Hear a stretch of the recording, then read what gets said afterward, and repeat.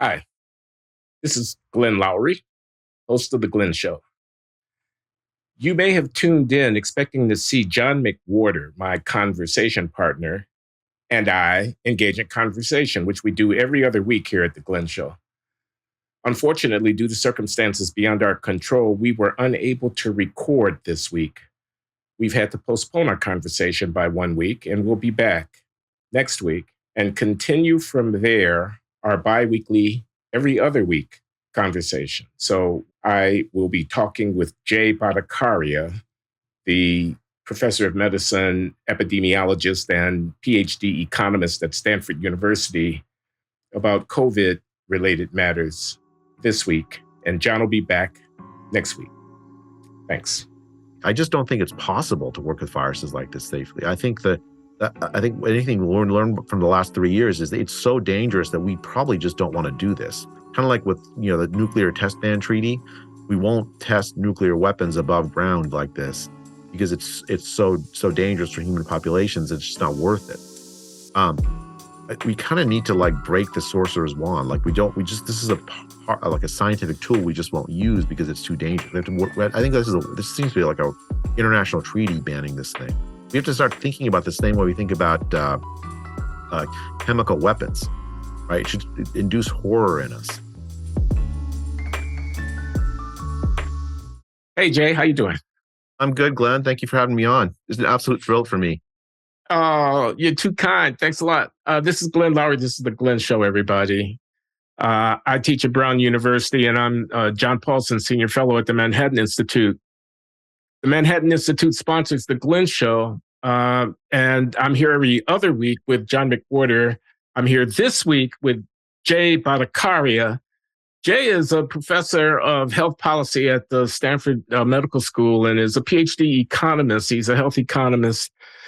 And he's a social critic, actually, in a way. I mean, he's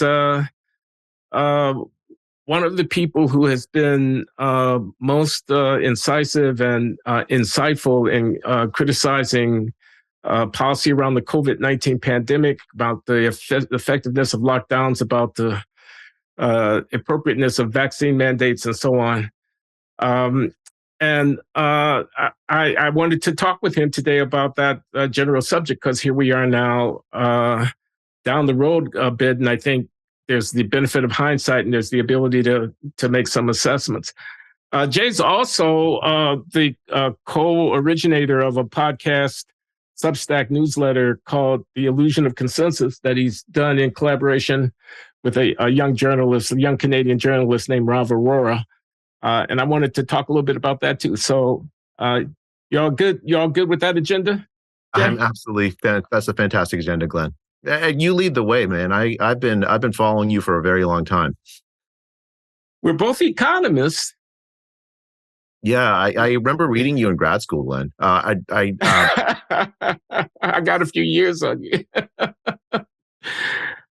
So you're writing about health economic stuff, as well as inveighing against the kind of lunacy of the mass delusion that descended on the country during COVID.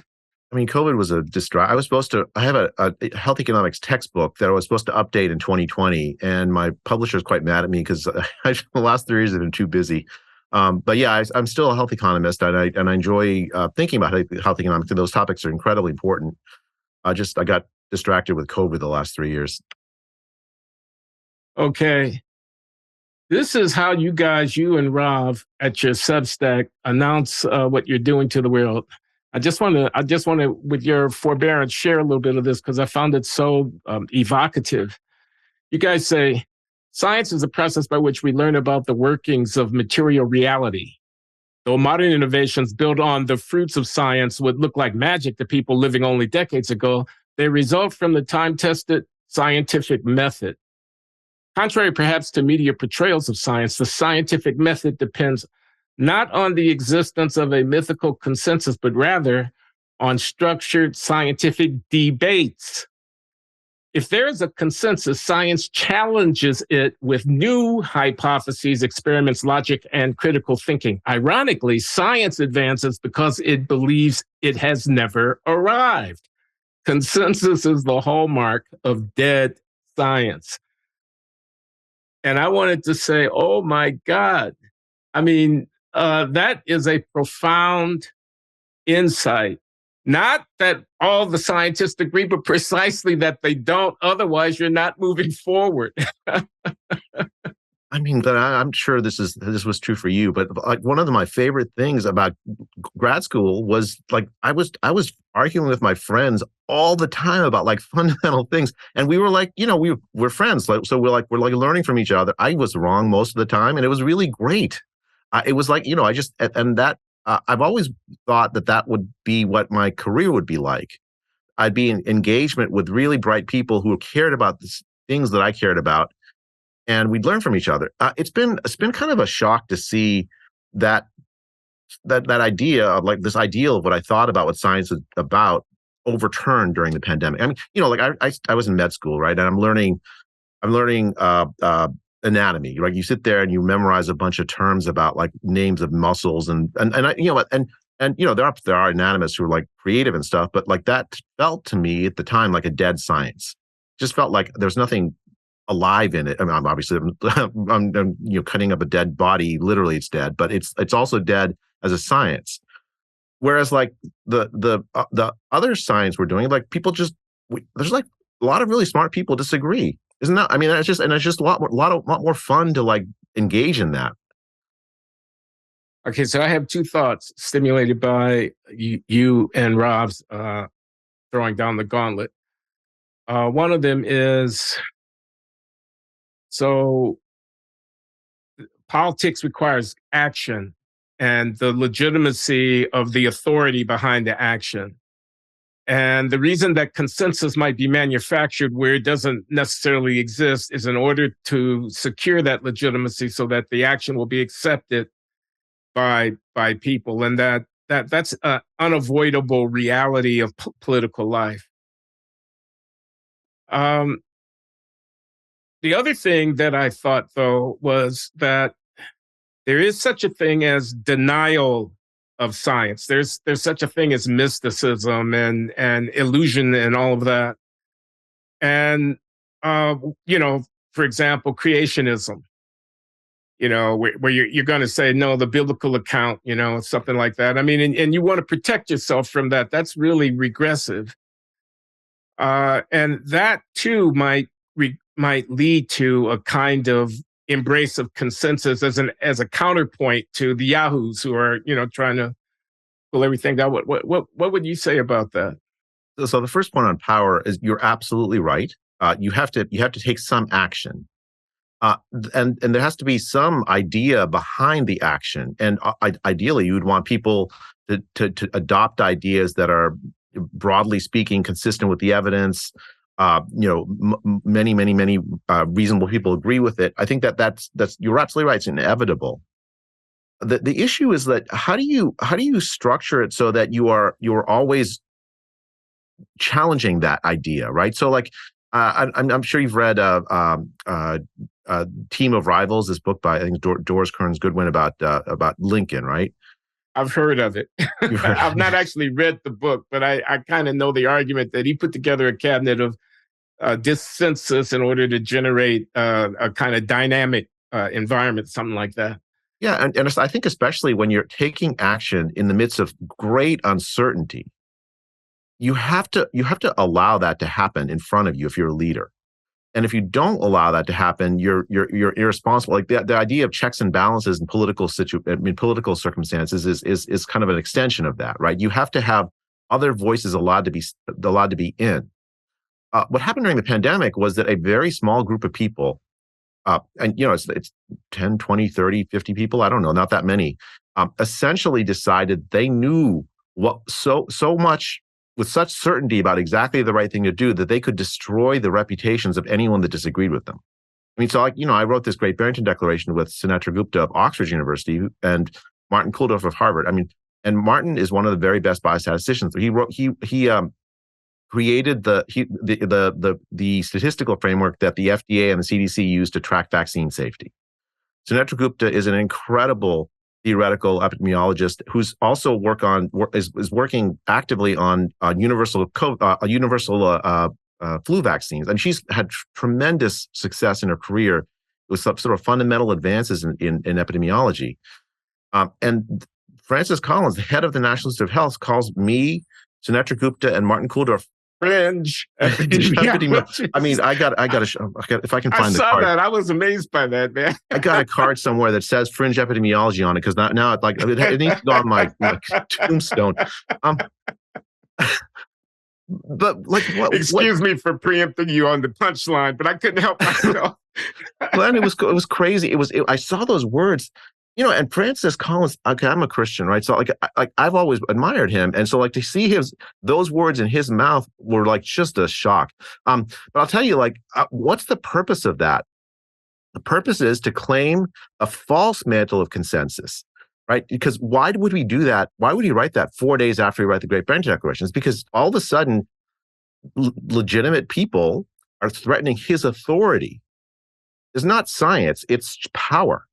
And you're absolutely right. Power has to. I mean, someone has to make a decision, right? Someone has to be responsible for that decision.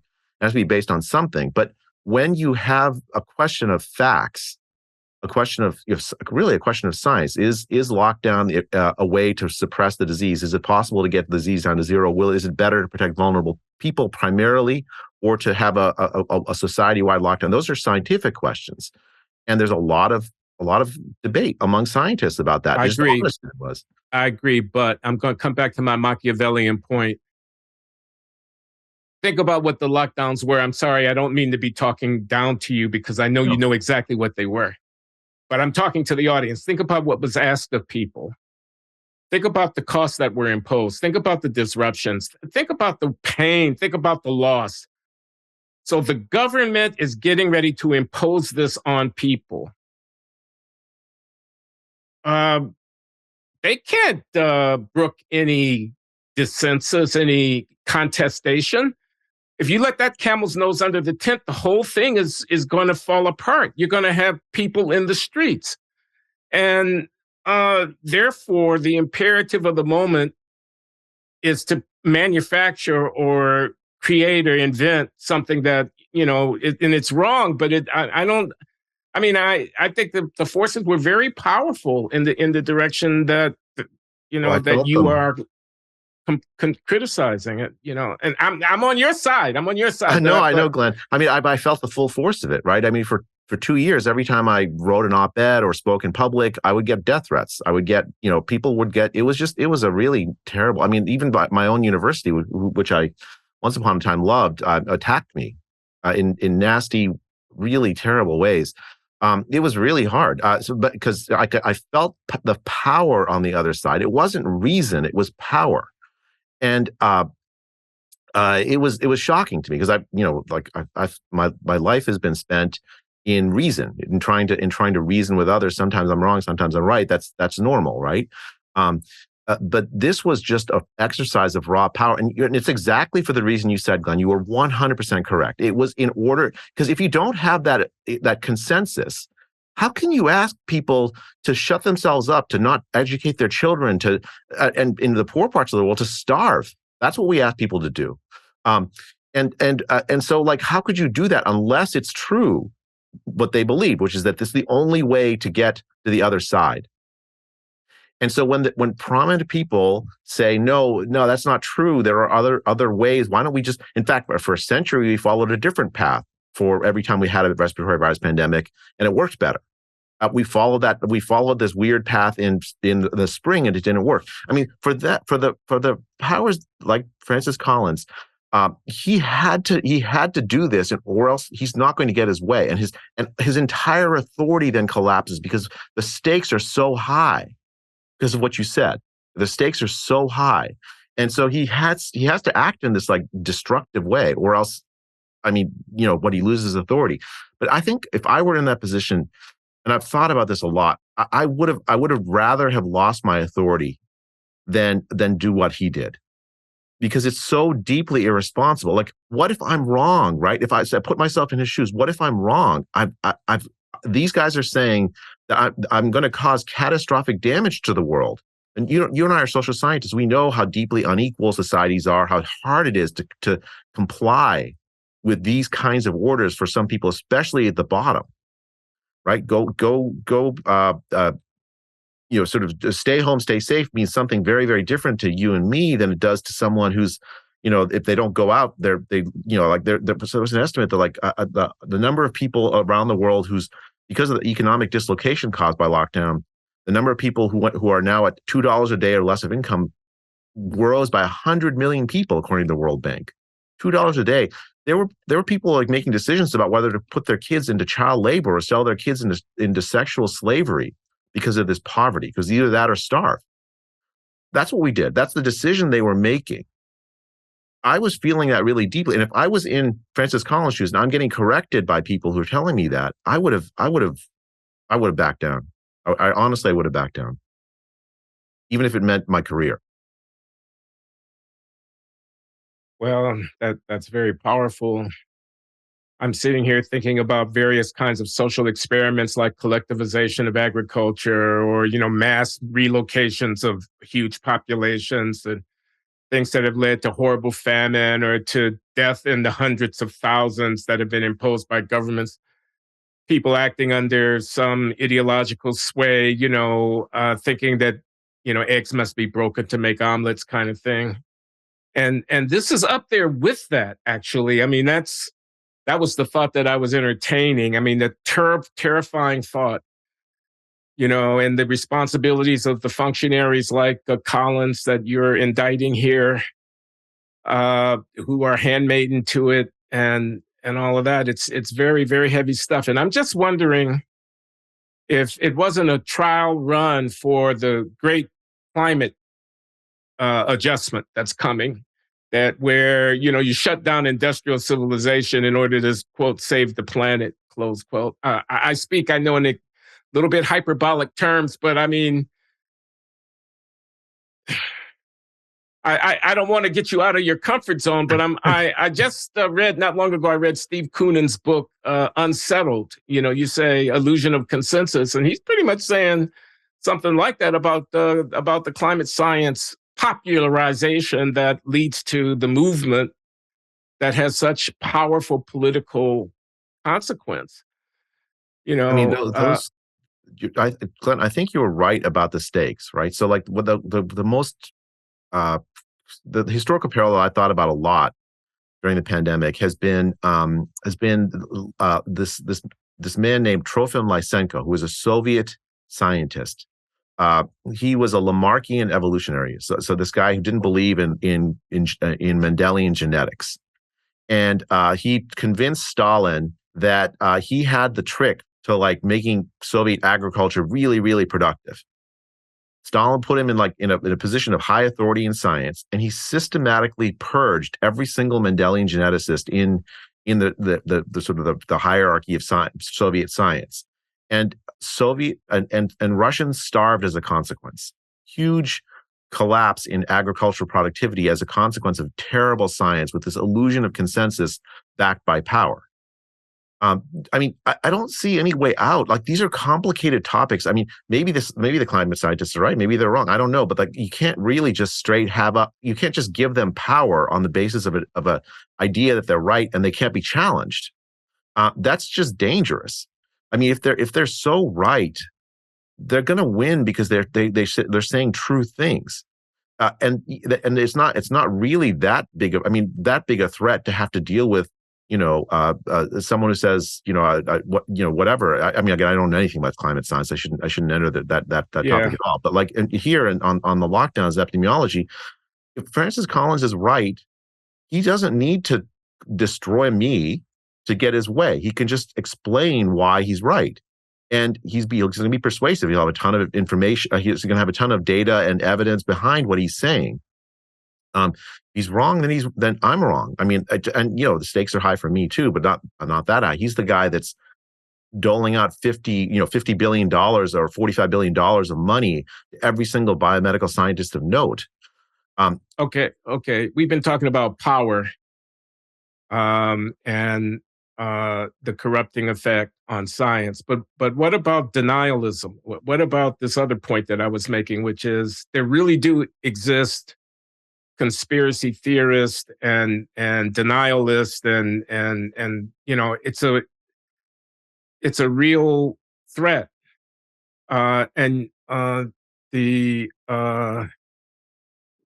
debate that you want to have between scientists will just give fodder to the denialists. They'll seize on the uh, you know selective report from that debate in order to justify their destructive.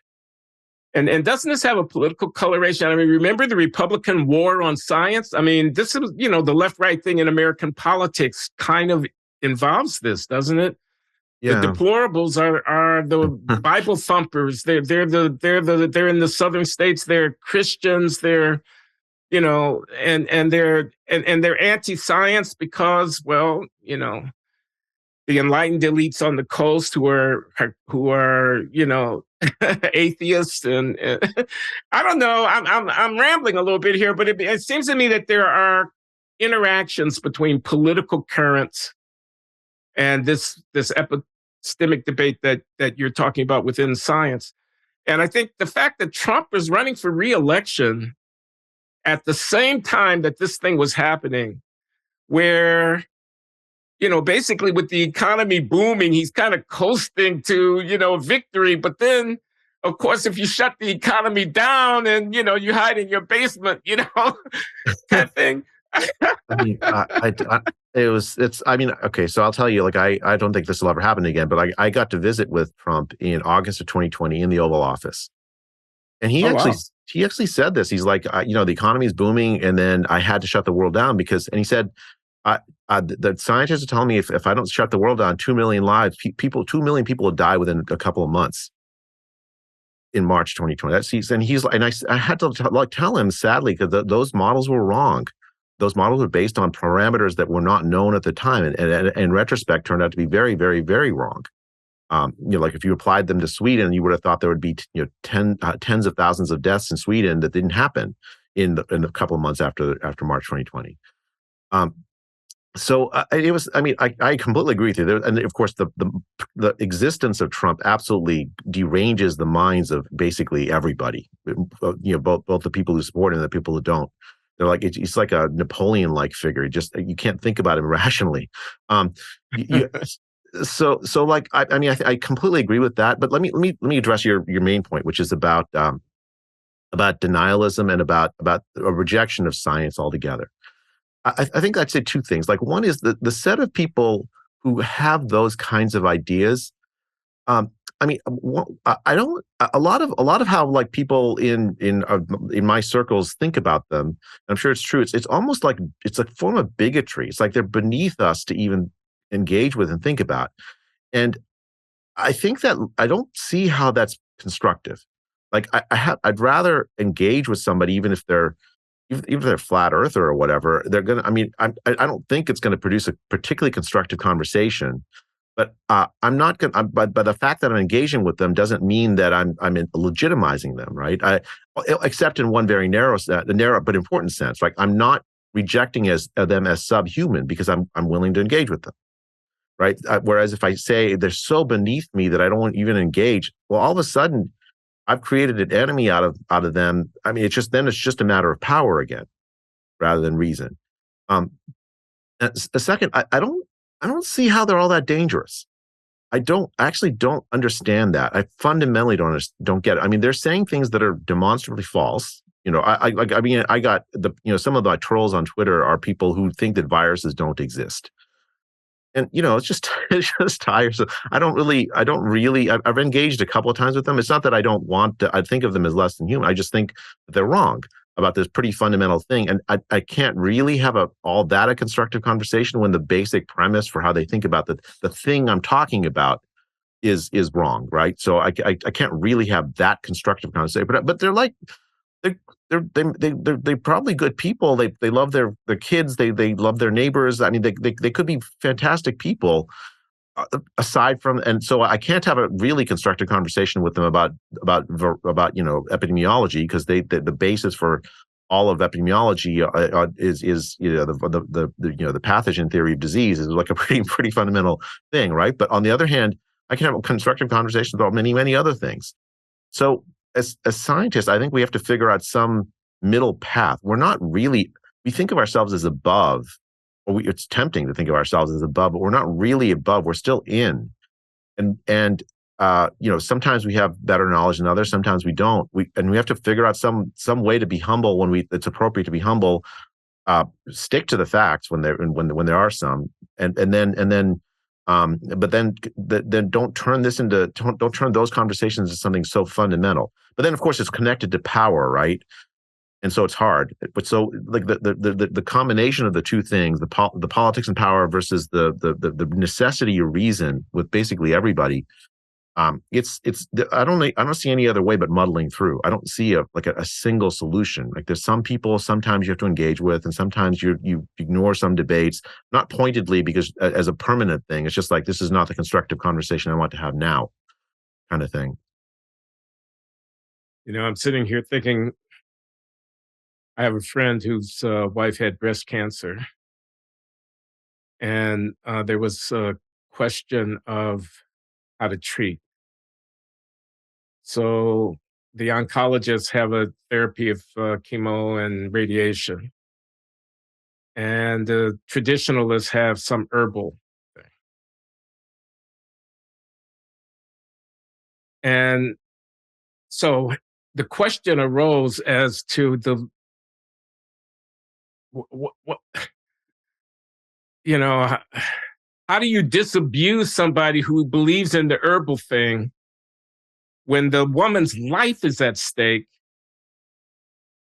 And it's a question of faith, because you're not actually able to prove it. I mean, all you can do is say that Dr. So-and-so said the studies show such and such. I mean, that's a very abstract kind of argument relative to, I know Susie. Susie went to the herbalist and she didn't let them poison her body and she got better. Or even, Susie died just like the other one did, but at least she didn't have to poison her body for the last 5 years in order, or whatever.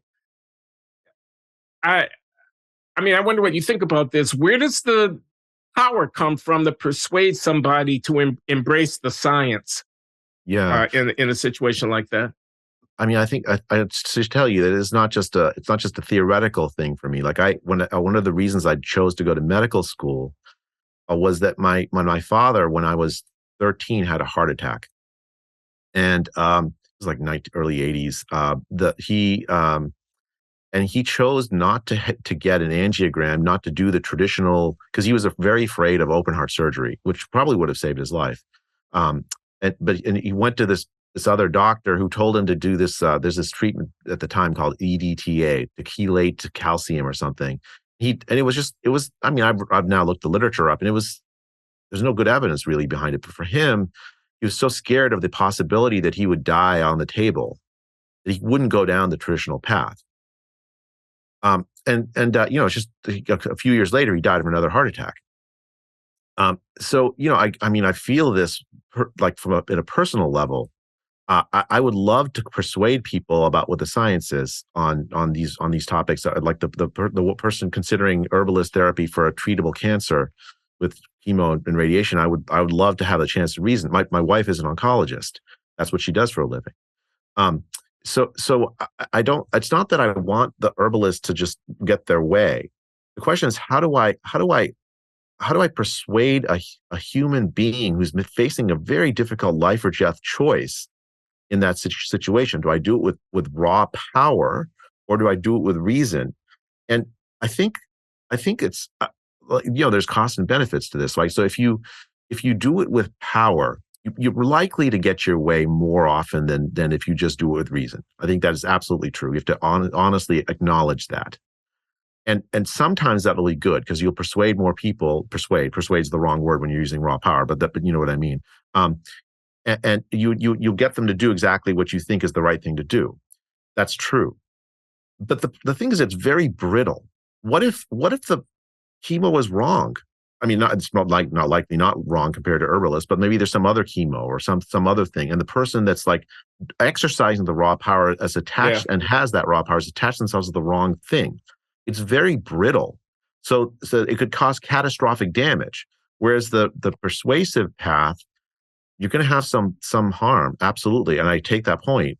But it's going to be better from a broader social perspective overall, because I don't believe most people are unreasonable in that way, and they're gonna.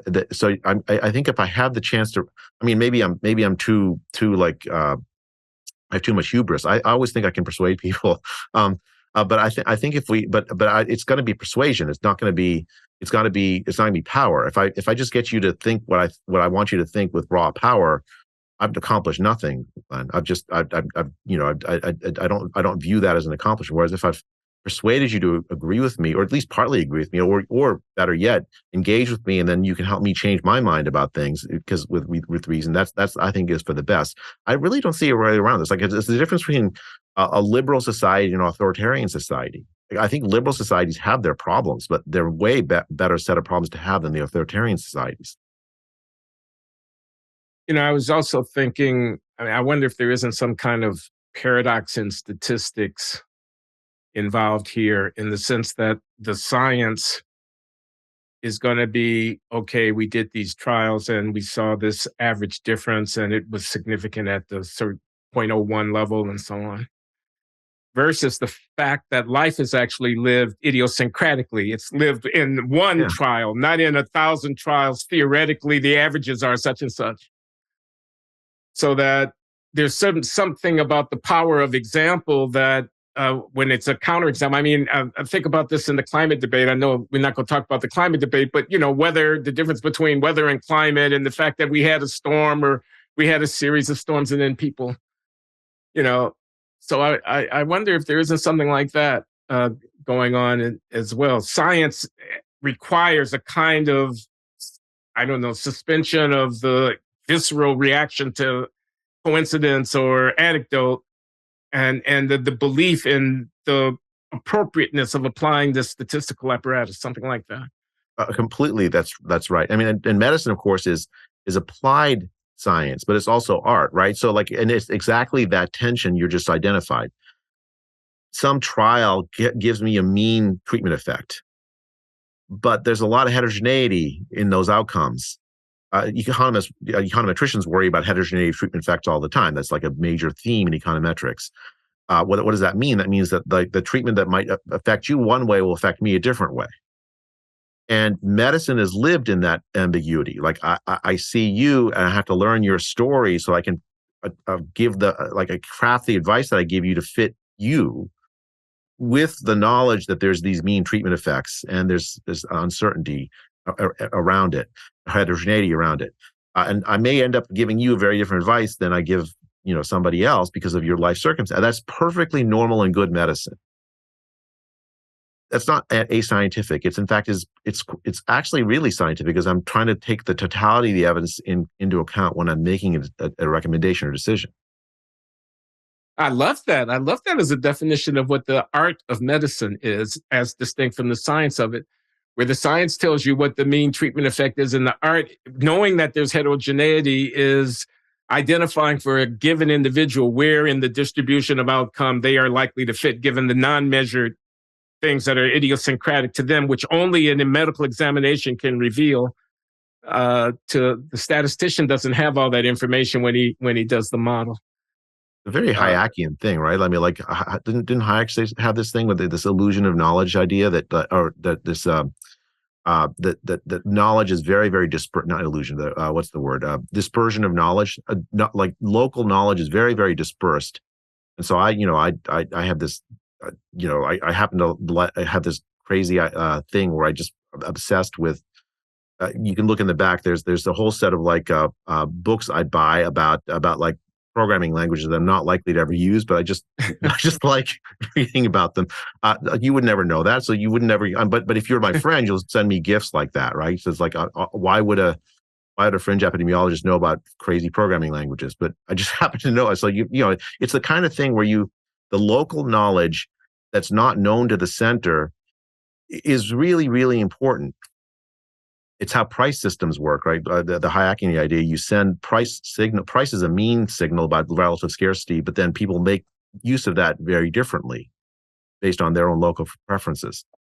Well, this is a music to my ears. You're preaching to the choir over here. These ideas, I mean, this is why I became an economist. I mean, I remember reading this. Charlene Koopmans had this book, Three Essays on the State of Economic Science, where he explained, the first and second fundamental theorems of welfare economics. And he basically explained about efficiency, decentralization, and prices. And I mean, it's amazing because you could have a large number of individuals and each of them are making a number of complex decisions. But if all the goods are traded and they're reacting to common prices, they coordinate their various independent decisions in a manner that's consistent with social efficiency. This is just like, a very profound idea. And it has a program attached to it. It's not religion. People say it's religion. But what it does is it leads you to look for places where the necessary assumptions break down, and then what are the second best kind of institutions that come into existence to deal with that. It's what microeconomics is all about. I love it. But I have a question before I let you go, which is, how do we keep this from happening again? I mean, for example, my colleague, the economist Emily Oster, had a piece, I think it was in the Atlantic or somewhere, saying, let's all kiss and make up and forgive. Don't be mad at Dr. Fauci. People had a hard job. They made mistakes. Let's give an amnesty, a Truth and Reconciliation Commission. Let's move on. And then a lot of people said, oh no, we people should be held accountable. What do you think about that in the context of how we keep this from happening again? Well, Emily got absolutely mauled over that piece. It was, and I have to say, like, I'm sympathetic to her in one sense. Like, I think I told you I was a Christian. I mean, I'm supposed to forgive, right? That's this crazy call to forgive even my enemies. I've had a lot of practice with that, Glenn. It's a hard practice. But I think the thing is like, amnesty is not the right word. We have to do an honest assessment, right? So I wrote this document with 7 of my close friends called the Norfolk Group document, and you can look it up online, norfolkgroup.org. It's like 80 pages of questions with citations to papers in 10 different areas for the COVID response. We should have answers to those questions. They're not like crazy questions, like why did we close schools? What were the harms taken into account? What are we doing to fix those harms? Things like that. If we have answers to those questions, that will induce a program of reform. I think that is absolutely necessary. I mean, there's some things, like even within the context of what we've been talking about, like the power structures, right? So I didn't think about this before the pandemic, but it became so clear during the pandemic.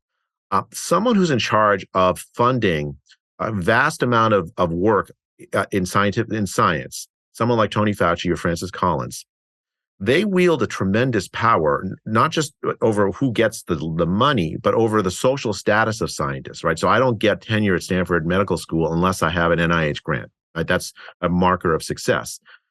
A lot of scientists looking at Tony Fauci or Francis Collins saying that Jay's a fringe epidemiologist is going to say, I'm not put my head above the parapet. I like my career, right? So that means there's a fundamental conflict of interest. You can't have the funders of science then essentially taking very strong positions in health policy, because that creates a self-censorship kind of incentive inside of among scientists. So even if they disagree with Tony, they won't speak up. I prepared for this. I reread your paper on censorship. Your game theory. That was a fantastic paper, by the way, Glenn. I could just see yourself thinking of the idea and writing it. I remember reading in grad school and thinking, why would anyone ever self-censor? Now I'm seeing why. I mean, you just. But yeah, it's a really insightful paper. The idea is like and so that means that the program of reform is don't let people make it a conflict of interest for a funder of science to launch themselves into health policy. or into policy. They should just be funding excellent science and not saying anything at all about epidemiological policy.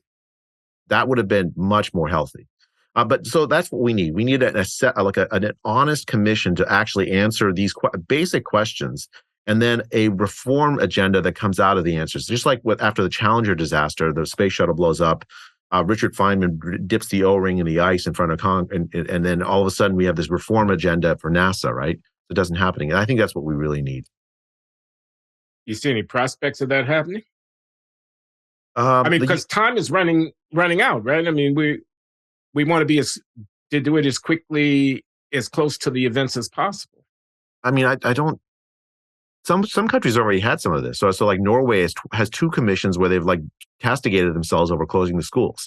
The UK has a commission that's going to go for 3 years. So I don't know that the time's necessarily running out. Maybe cooler heads need to happen before, because the decisions that were made were, the politicians own them, right? The ones that made them.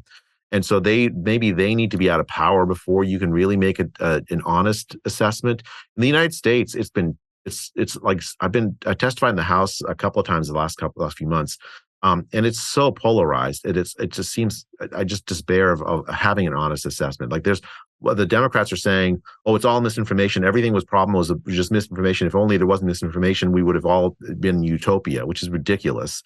And the Republicans are, I think, many of them, not all of them, but many of them are trying to get some honest question. But a lot of them were, I mean, there were like a lot of problems in communication in Republican circles too, right? There really was some misinformation that floated around, so they don't want to admit that. But I do think that we'll have. I don't really like to think that you need political things to happen to have truth come out, but I think in this case you kind of do. I think the 2024 election will be really interesting because you have people in both political parties that are anti-lockdown, prominent people. Ron DeSantis most prominently in the Republican Party, RFK Jr. in the Democratic Party. We're going to have this conversation, and it's going to be in a political setting. I think it can be healthy to have it. Okay, I'm thinking about recrimination and retribution. Suppose I have a governor who sends people to nursing homes, and the death toll is very high as a consequence of the transmission. And he acted without full information about what the consequences would be for whatever the reasons were. And then we can do an accounting. He has blood on his hands, or she. That's one kind of thing. Suppose I have a teachers union that is trying to protect its members from the possibility of exposure to disease, as well as the fact that it might be kind of a job action or a way of feather bedding or something like that to not have to, come in. That's a different kind of thing. I mean, I wonder if we actually have the stomach for that that kind of an ex post facto accounting. Well, I mean, that's the thing is like the stakes you laid out earlier in our conversation are absolutely true. They were tremendous stakes. Like basically every aspect of social functioning was impacted by these decisions. And leaders made these decisions. I don't think, unless they did something criminal, I don't think the right thing is to like have Nuremberg 2.0. I don't think that is actually a constructive way. These are people that have to continue. They're not like people that we can just throw away. Sending them to Siberia, that compounds the mistake. I think we have to have some honest assessment of what happened and then reform. I think a lot of these decisions were made by people that were in good faith making them. I think they were catastrophically wrong. They were catastrophically bad. That actually makes it worse, right? So you have a bunch of people acting out of good faith, trying to make the right decision, but because of the structures, information, the fear, they made very, very bad decisions. You don't throw them away. You just say that these decisions were bad, then reform structure so that when the next time it happens, the incentives that the people that are in power then will make the right thing. I think Milton Friedman had this thing. It's like it doesn't matter so much that if you if you elect good people, it's that you have political structures in place so that even if you elect bad people, they do the right thing. that's the way I think about this. Maybe it's too much of an economist, and maybe you can tell me, you can correct me. You're even more of an economist than I am, Glenn. I mean, I learned from you.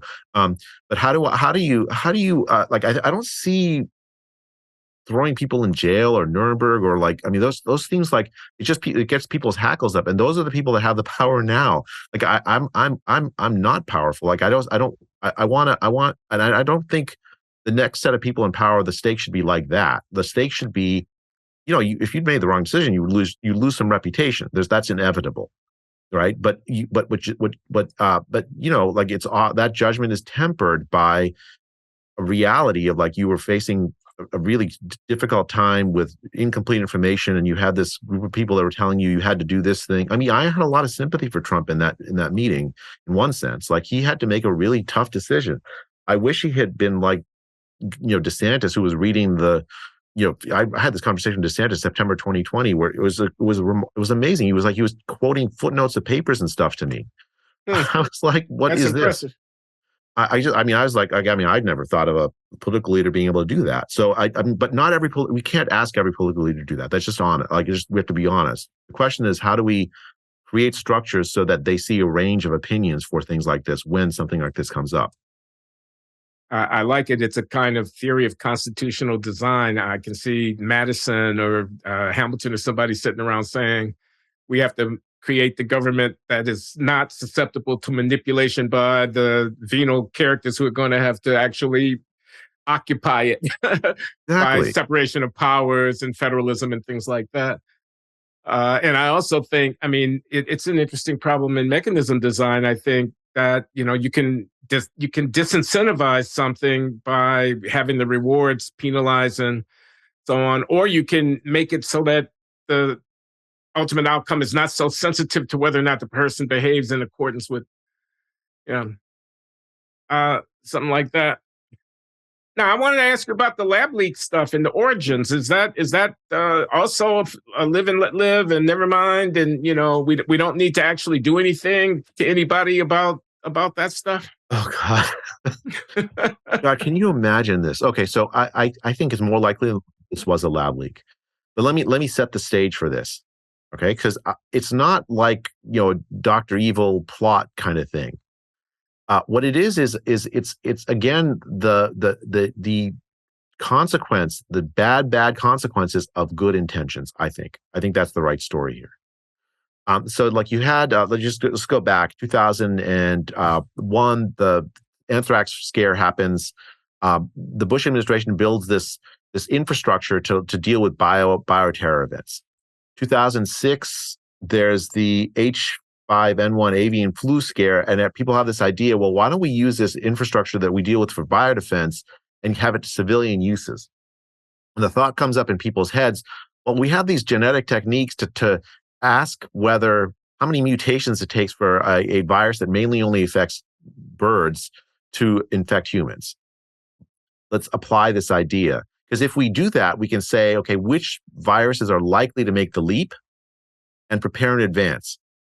We can get vaccines for the viruses even before they've made the leap. 2012, there's a paper published in Science with this exact advance. Someone essentially puts out a formula to weaponize H5N1, publishes it openly in Science, right? It only takes a few mutations and now it can infect. And this is a disease that when it does infect humans, 30% death rate, right? So you have a few chicken farmers die at really high rates from it, but it doesn't make the jump from chickens to humans very easily. And it doesn't make the jump from humans to humans at all. And here's a formula to like make it more likely to infect humans. And okay, so 2012, there's this massive pushback within the scientific community. This Cambridge working group pops up and says, this is really freaking dangerous. Don't do this. This is gain of function research that you're describing? Yeah. I mean, there's like technical aspects of like, you saw Tony Fauci like try to push back and say it's not gain of function, whatever. But that's in any colloquial sense, any real sense, it's gain of function, right? You're giving these things attributes that it didn't previously have. And now some of them might be like attributes like it now can glow in the dark, but this attribute is it can infect human cells when it previously wasn't able to. And there's a pause. President Obama very wisely approves a pause in the U.S. funding of this work. And Tony Fauci or Francis Collins has to sign off on any grants in the NIH that has this kind of work. 2014, the gain of function pause. 2017, the Trump administration comes in, and essentially Fauci works his way, and the NIH work their way around Trump. I mean, I've talked to some insiders. They're like, people who should know said they didn't even realize it crossed their desk.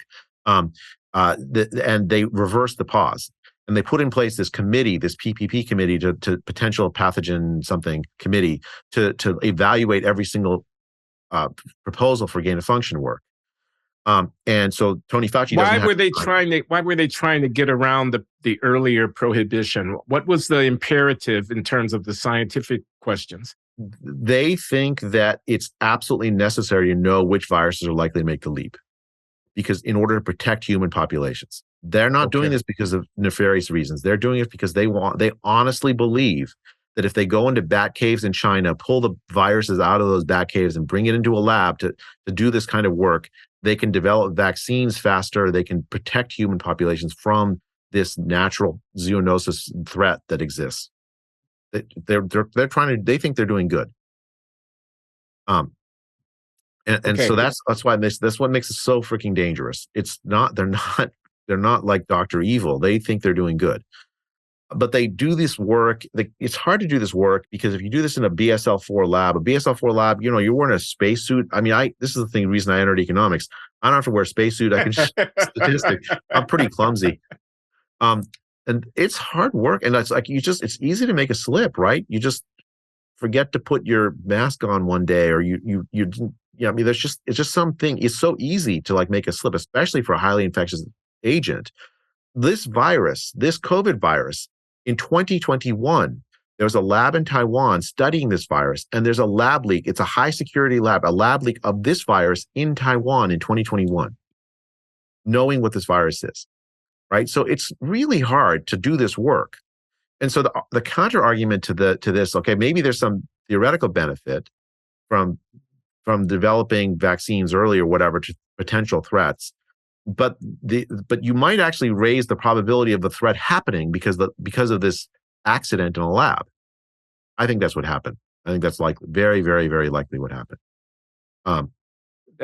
How costly was the lack of cooperation or candor from the Chinese government about what happens in Wuhan and beyond to the project of responding effectively at a global level to the pandemic? I think it was tremendously costly, right? So I think, like, suppose there had been a lab leak. I don't know this for a fact, but let's say, like now the reporting is sometime in November 2019, there was a lab leak. We know some of the earliest patients were lab workers at the Wuhan lab. But I actually think it's likely a little earlier than that. But let's just say that 2019 story is true. November 2019 lab leak. There's 3 workers that are exposed to this virus.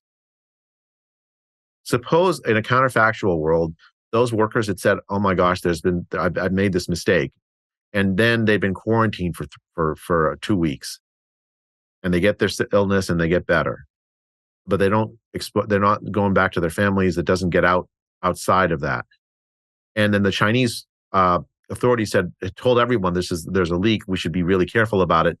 These are kind of systems where they're like saddle points, in economics. Like either you go one or the other. It's either zero. In this case, it's either 0 or 1. Either you've suppressed it in its infancy, or it's going to get to basically to 100, right? For a disease that's spread by these aerosols. And so I think that 2019 point, whenever it was, when the leak happened, was a saddle point. Like if they'd gotten to 0 right then, it would have been 0. By March of 2020, the attempt to lock down was so far outside the bounds of possibility that it was ridiculous. The only thing you could do was try to protect people that were really vulnerable at that point. That would have been the right thing. You have to, but then that would have taken the psychological step of saying, "Oh my God, we really don't have the technology to stop the spread."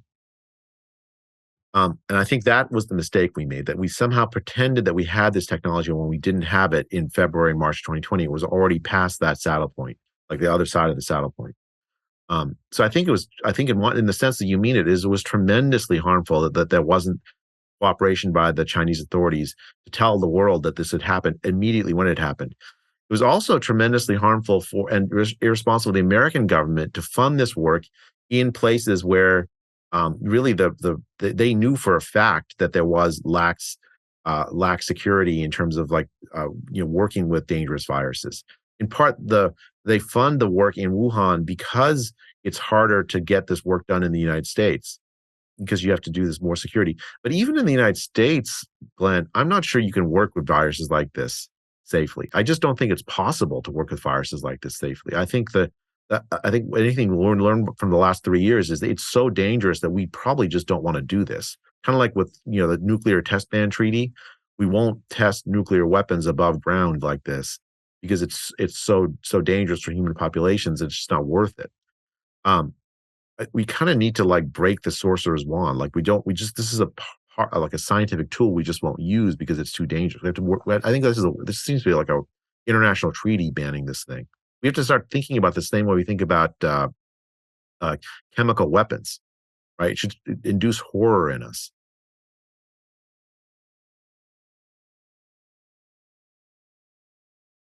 I once read this book by Roger Shattuck, who was a literary guy, actually.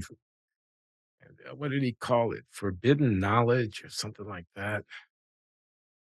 But it was a reflection on this idea, which goes all the way back in the classical literature tradition, like Pandora's box, like the Adam and Eve in the Garden of Eden, this idea of things that we are not to know, ought not to know. And what with the talk about Chat GPT and AI now, it's back, uh, you know, and it's an interesting counterpoint to how we started this conversation in extolling the virtues of science and the scientific method, because it does involve a kind of imposition on science, doesn't it? To say these things are too dangerous.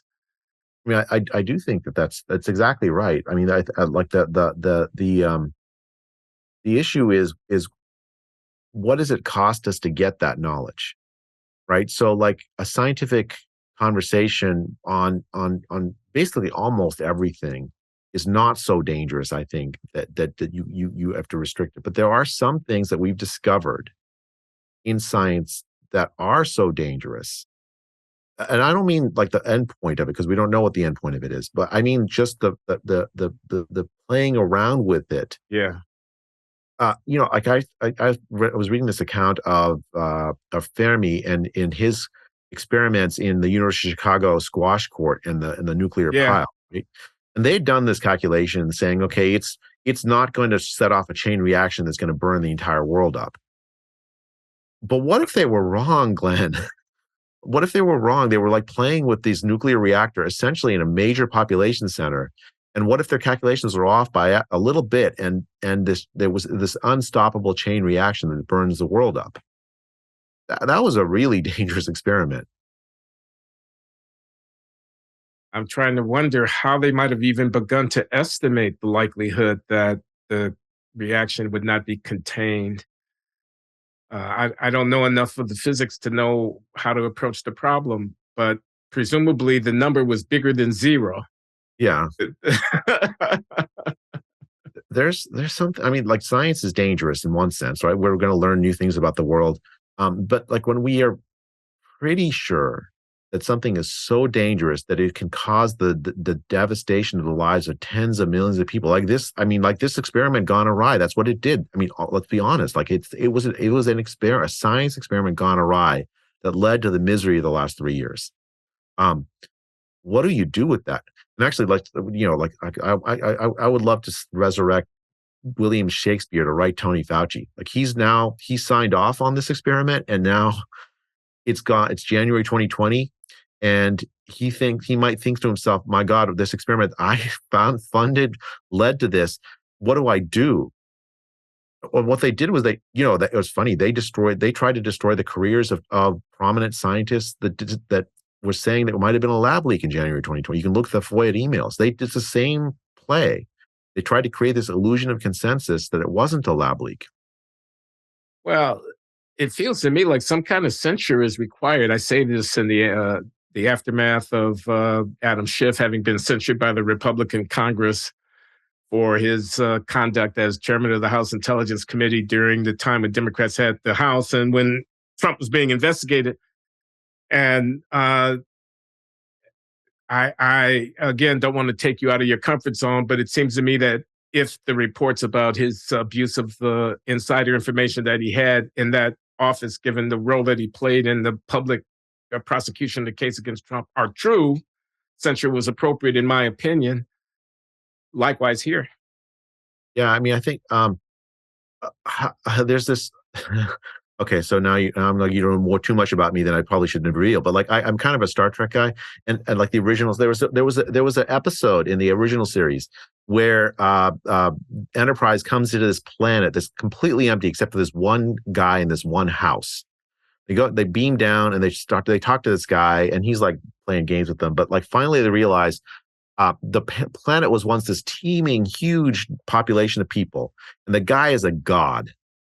He can do anything. He can snap his fingers. He tells his story. He comes down to the planet, and everyone loves him. He's healing people. He's like taking care of everybody. And they get mad at him for something, and he gets mad at them, and he snaps his finger, and he annihilates billions of people.